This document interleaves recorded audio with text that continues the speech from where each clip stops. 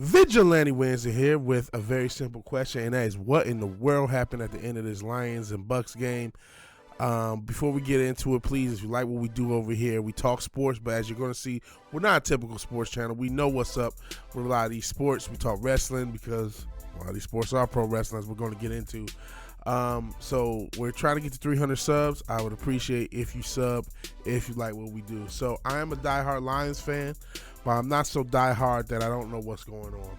And I have talked about on this channel, and this is why I cover sports the way I do. I don't get so emotionally wrapped up in it. I got a big Lamar Jackson video I did a couple weeks ago, and people were talking about racial politics and all this other stuff. When at the end of the day, this is a rigged sport with a bunch of Freemasons. And here's evidence. This is my team. This is the team I want to win. The team that I'm now in fear that, okay, if they're rigging it for us to win, they're probably going to rig it for us to lose. I'll get into the Super Bowl logos in a second as well. So let's look at the time and the timeouts. I'm sure a lot of you guys probably already know this. So, a minute 30 left. We're up 8 points. Tampa Bay has a timeout. Tampa Bay has a timeout. We're around the 30. And, you know, I know watching these games live, sometimes you miss things. I missed this. I missed this live. So a lot of hype. We're at Ford Field. Everyone's happy. And everything looks like, okay, we're about to close out the game. But again, Tampa Bay has a timeout. They're not calling their timeout. And its first mistake is on us. Look at this. Look at when this ball snapped. 16 seconds. Let's do it again. Part of the issue is we didn't take all of our time. If we took all of our time, the timeout gets moot. But we took at 16 seconds now, the game clock or the play clock resets. But we had 16 seconds on the play clock, so we didn't take all our time. So that's the first mistake. And they do it again. Do it again. Let's just cut ahead a little bit. And you hear all the hype. I know everyone's happy at Ford Field. It's great. Everyone's excited. Look again. Look at the clock. 14 seconds left on the clock. Clock. So they could have milked another 14 seconds. They didn't. So if Tampa Bay calls a timeout here, right now, at 36 seconds, let's say even a couple seconds rolls off, they're about 34, 35 seconds. And of course it's at 36.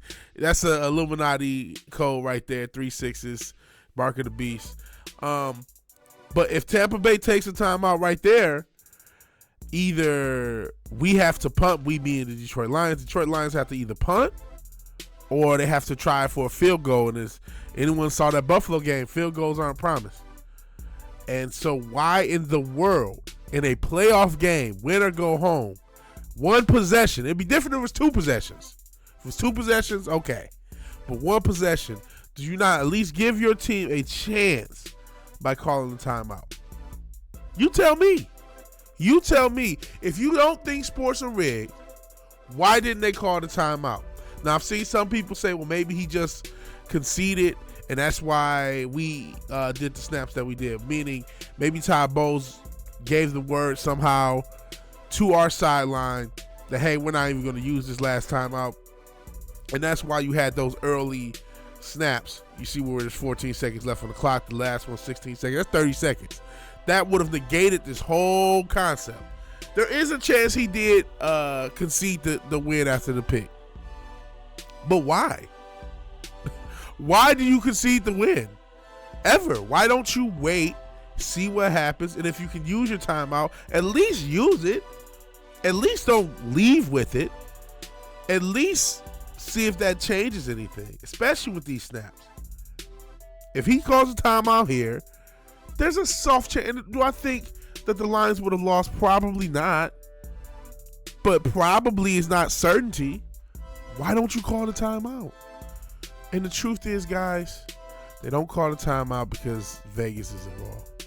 The truth is, as much as I love the Lions, as much as I'm happy, first NFC championship in years, they don't call the timeout because Vegas is involved, because Vegas is king, and because Vegas runs things. And real quick on the other screen here, I'm trying to get these Super Bowl logos because a lot of people have made a lot about the Super Bowl logos and the colors. I'll just get the images up. Move this over to the screen. So you see the colors are red and purple. So, I mean, this has gotten to at least some news organizations, and Sporting News is talking about it. Some organizations are talking about it. Red and purple. So San Francisco, Baltimore. And that could potentially be the Super Bowl. Let's see what was let's go back just to see, because I haven't done the research. I'll do it live. Fuck it, we'll do it live. So what's this? This is the last year. Who was in the Super Bowl last year? Okay, they got it. Oh yeah, the Eagles and the Chiefs. So you got that green and red, and then you had this helps you, the Bengals and LA Rams, orange and yellow.